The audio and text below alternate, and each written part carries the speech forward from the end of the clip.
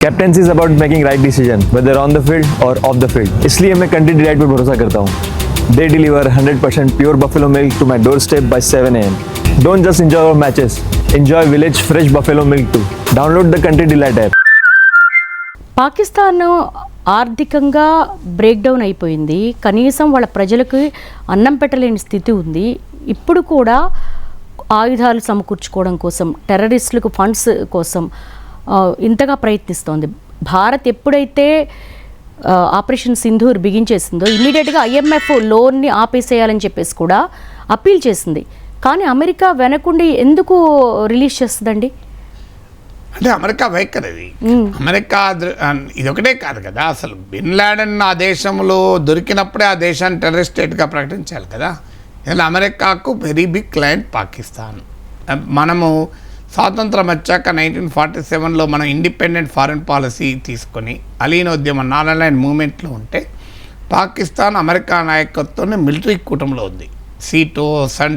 సంటో అంటే south eastern treaty organisation, central treaty organisation, ఈ సంటోలో మెంబరు. పాకిస్తాన్ ఒక రకంగా నాటో అలై అంటారు. అంటే నాటోలో లేకపోయినా అంతటి మిత్రపక్షం. Pakistan is a very big customer. American ఎకానమీలో military industrial complexes, war industry చాలా పెద్దది. సో అందువల్ల వాళ్ళ ప్రయోజనాలకు కూడా పాకిస్తాన్ ఉపయోగపడుతుంది. తర్వాత ఆఫ్ఘనిస్తాన్లో అమెరికన్ ఇంట్రెస్ట్లను పాకిస్తాన్ కాపాడింది. ఆఫ్ఘనిస్తాన్లో సోవియట్ అనుకూల ప్రభుత్వం ఉన్నప్పుడు అమెరికా, పాకిస్తాన్, సౌదీ అరేబియాలు కలిసే ముజాహిదీన్లను క్రియేట్ చేశారు. అందులో నుంచి పుట్టినవాడే తాలిబాన్, అందులో నుంచే పుట్టినవాడే బిన్ లాడెన్. సో అందువల్ల పాకిస్తాన్ ఇది స్ట్రాటజిక్ అలై ఆఫ్ అమెరికా. ఇప్పుడు చూడండి, మీరు వాడు డబుల్గా మాడుతున్నాడు. చైనాతో, రష్యాతో ఒకవైపు ఉన్నాడు, అమెరికాతో ఒకవైపు ఉన్నాడు. అయినా కూడా వాటితో ఫ్రెండ్షిప్ ఎందుకు ఉంటుంది అంటే is a customer, is a client, is a strategic ally. India ఇదే మనతో వ్యూహాత్మక భాగస్వామ్యం ఎన్ని చెప్పినాయి. ఇప్పుడు కాదు, 1971 వారప్పుడైతే అమెరికా భారతదేశాన్ని అటాక్ చేయడానికి 7వ నౌకాదళం 7th ఫ్లీట్ని కూడా రంగంలో దించింది. అప్పుడు సోవియట్ యూనియన్ ఉండడం వల్ల వాళ్ళు హెచ్చరిస్తే వెనక్కిపోయింది. లేకపోతే మన వైజాగ్ని అటాక్ చేయాలనేది ప్లాన్ వాళ్ళది. ఎందుకంటే మన వైజాగ్ ఇది నావల్ బేస్ కదా, నావల్ బేస్. సో అందువల్ల అమెరికా వైఖరి కొత్త కాదు. ఇప్పుడు మారిన పరిస్థితుల్లో ఇండియా ఇది ఎమర్జింగ్ పవర్. ఇప్పుడు చైనాకు వ్యతిరేకంగా అమెరికాకి ఇండియా అవసరము. ఇండియన్ డయాస్పరా అమెరికాలో బలమైన రోల్ ప్లే చేస్తుంది. ఇండియా ఇది వెరీ బిగ్ ఎకానమీ. ఇప్పుడు రైజింగ్ ఇండియా వల్ల అమెరికా ఈ మేరకు దిగి వచ్చింది. సో అందువల్ల అమెరికాకు మొదటి నుంచి పాకిస్తాన్ అవసరం ఉంది. అందువల్ల దానికే మన ఆశ్చర్యం. అందువల్ల ఎప్పుడు కూడా అగ్రరాజ్యాల దయాదాక్షిణ్యాల పైన ఏ దేశ ఫారిన్ పాలసీ ఉండకూడదు. ఇండిపెండెంట్ ఫారిన్ పాలసీ ఉండాలి. ఎందుకంటే ఎప్పుడైనా అగ్రరాజ్యాలు వాళ్ళ ప్రయోజనాలు చేసుకుంటారు, మన ప్రయోజనాలు చూసుకోరు కదా. ఉక్రెయిన్ అందుకు ఉదాహరణ కదా. అమెరికా ప్రోత్సాహంతో ఉక్రెయిన్ రష్యా పైన యుద్ధం చేసింది. ఇప్పుడు అమెరికా ఏమంటుంది, ఆ ల్యాండ్ వదిలేసుకుంటలేదా? సో అందువల్ల ఎప్పుడు కూడా ప్రపంచంలో మీరు అనేక దేశాల అనుభవాలు చూడండి. అగ్రరాజ్యాల వారి వ్యూహాత్మక ఘర్షణలో మనం దూరితే అల్టిమేట్గా మనం అటువైపు నుంచి ఇటువైపు తందూరి అయిపోతాం. సో అందువల్ల India should always have its own foreign policy. అది మన నేషనల్ ఇంట్రెస్ట్లకు ఉపయోగపడుతుందంటే వి యాక్సెప్ట్ ఇట్, మన నేషనల్ ఇంట్రెస్ట్లకు ఉపయోగపడదంటే వి రిజెక్ట్ ఇట్.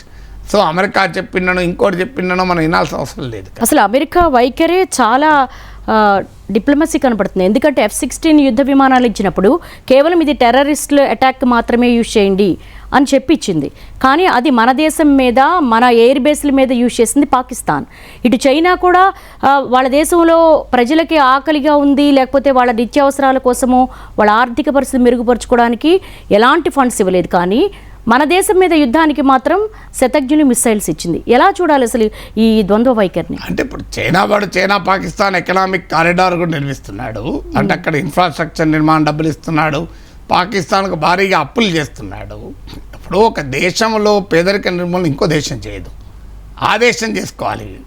సో అందువల్ల అమెరికా వాడైనా చైనా వాడైనా పాకిస్తాన్లో వెళ్ళి పేదరికాన్ని నిర్మూలించే పని చేయడు కదా. వాడేం చారిటీ దుకాణాలు తెరిచి పెట్టుకోలేదు కదా. సో ఇక్కడ మీకు ఫండమెంటల్ పాయింట్ అది. F-16 ప్యాకేజు బైడెన్ $450 million ఇచ్చాడు, $393 million ట్రంప్ ఇచ్చాడు. వీళ్ళిద్దరికి తెలియదా 2019లో పుల్వామా దాడి జరిగాక భారతదేశం బాలాకోట్ స్ట్రైక్స్ నడిపితే మన పైకి F-16తో రాలేదా పాకిస్తాన్? అవును. అయినా కూడా మళ్ళీ తీవ్రవాదం పైన పోరాటంలో భాగంగా ఇస్తున్నామని ఎట్లా చెప్తారండి? పోనీ ఇచ్చాను పో, ఏం చేశారు? ఇప్పుడు మళ్ళీ F-16 వాడాడుగా మన మీద. ఇప్పటికైనా మరి F-16 ప్యాకేజ్ విత్డ్రా చేయాలి కదా ట్రంప్. నేను F-16 ప్యాకేజ్ విత్డ్రా చేస్తున్నా, మీరు ఇట్లా మేము మీకు టెర్రరిజం పైన అటాక్గా పంపిస్తే మీరు ఈ పని చేస్తున్నారని. చెయ్యరు. ఎందుకు చేయరంట? F-16 అమ్మింది అమెరికా కదా. అమెరికా లాకిడ్ మార్టిన్ అమ్మింది. నాకు లాకిడ్ మార్టిన్ అనుకుంటాను, అమెరికన్ మిలిటరీ కంపెనీ కదా అమ్మింది. మరి దాని స్పేర్ పార్ట్లు, రిపేర్లు, దాని మెయింటెనెన్స్కు మరి అమెరికా డబ్బు అప్పియకపోతే ఎవడిస్తాడు అప్పు? అదంతా ఎవరికి వస్తుంది? మళ్ళీ అమెరికాకే కదా. ఇప్పుడు ఆ F-16 $393 million ఎందుకు ఇచ్చారు పాకిస్తాన్కు? దేశ ప్రజలకు అన్నం పెట్టమని ఇవ్వలే కదా. F-16 మెయింటెనెన్స్కి ఇచ్చారు. ఆ మెయింటెనెన్స్ మళ్ళీ ఎవరికి ఇస్తారు? అమెరికన్ కంపెనీకే కదా. అందువల్ల వాడికి లాభం కదా. సో అందువల్ల వాడి బిజినెస్, అమెరికాకి అంతా బిజినెస్, ట్రంప్కు అది గ్రీన్లాండ్లో అయినా బిజినెస్సే, అది యుక్రెయిన్లో మినరల్ డీల్ అయిన బిజినెస్సే, గాజాలో రిసార్ట్ అయిన బిజినెస్సే కదా. అంటే ఉగ్రవాద అణిచివేతకు 2 దేశాలు కఠినమైన వైఖరి తీసుకుంటేనే ఈ సమస్యకు పరిష్కారం లభిస్తుంది.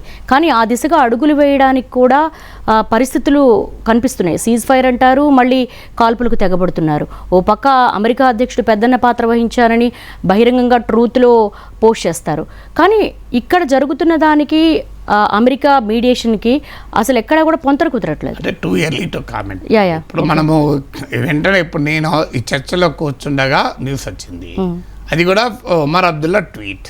అందువల్ల without verifying things, without coming to any conclusion, cannot come to any conclusion. అందువల్ల తొందరపడి మీడియేషన్ ఫెయిల్ అయిందనో లేకుంటే కాల్పులేషన్ ఫెయిల్ అయిందనో కామెంట్లు చేయడం అనేది కరెక్ట్ కాదు. ఎందుకంటే ఇది ఇస్ అన్ ఎవాల్వింగ్ సిచ్యువేషన్, చాలా వేగంగా ఎవాల్వ్ అవుతుంది. ఓ ట్వీట్ బట్టి, ఒక సోషల్ మీడియా పోస్ట్ బట్టి నేను కామెంట్ చేయలేను.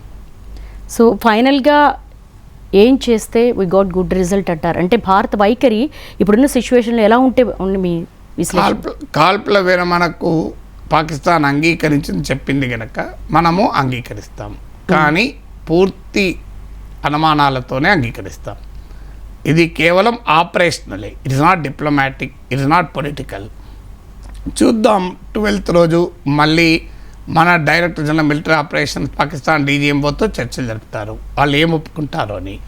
వాళ్ళు ఉల్లంఘిస్తారని అనుకొని మనం ముందుకు పోలేదు. ఎందుకంటే we cannot decide neighbours. Geography మన చేతిలో ఉండదు. మనకు నచ్చినా నచ్చకపోయినా మన పక్కన పాకిస్తాన్ ఎయిడ్స్ వచ్చింది, దాన్ని ఎవడా ఆపగలుగుతాం, ఎట్లా మార్చగలుగుతాం? Can you change your geography అని చెప్పి మనం నిరంతరం యుద్ధంలో ఉండలేము. సో నిరంతరం యుద్ధంలో ఉంటే దేశ అభివృద్ధి పక్కపోతుంది. పాకిస్తాన్ లాంటి ఒక ఫెయిల్డ్ కంట్రీకి నిరంతర యుద్ధం అవసరం, కానీ మన నిరంతర యుద్ధం అవసరం లేదు. మన అభివృద్ధి జరగాలి, మన ఒక రైజింగ్ పవర్, మన ఒక ఆర్టిఫిషియల్ ఇంటెలిజెన్స్లో మోడల్ క్రియేట్ చేయాలి, మనం ఒక ఎకనామిక్ పవర్ హౌస్ కావాలి, మనం ఒక యునైటెడ్ నేషన్లో పర్మనెంట్ మెంబర్షిప్ కావాలి, ప్రపంచంలో ఇన్నోవేషన్లో టాప్ ఉండాలి. ఇది మన లక్ష్యాలు.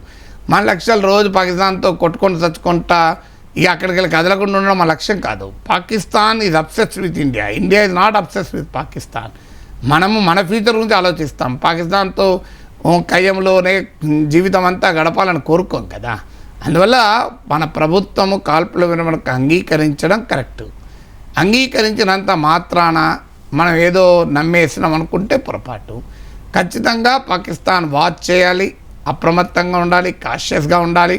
కాల్పుల విరమణ మాత్రమే, ఇదేమీ సంపూర్ణమైన శాంతి కాదు. సంపూర్ణమైన శాంతి దిశగా ప్రయత్నం చేయాలి. ఎందుకు? యుద్ధాలు నివారించడం కొరకు. కానీ సంపూర్ణమైన శాంతి ఎప్పుడు సాధ్యమవుతుంది? ఫండమెంటల్ ఇష్యూస్ పరిష్కారం కావాలి. అందులో మొదటిది ముఖ్యమైనది పాకిస్తాన్ తీవ్రవాదాన్ని ఊతమివ్వడం. ఆ దిశగా పాకిస్తాన్ పైన దౌత్యపరంగా, ఎకనామిక్గా, డిప్లొమాటిక్గా, పొలిటికల్గా, ఈవెన్ మిలిటరీగా అన్ని రకాల ప్రెషర్ కంటిన్యూ కావాలి.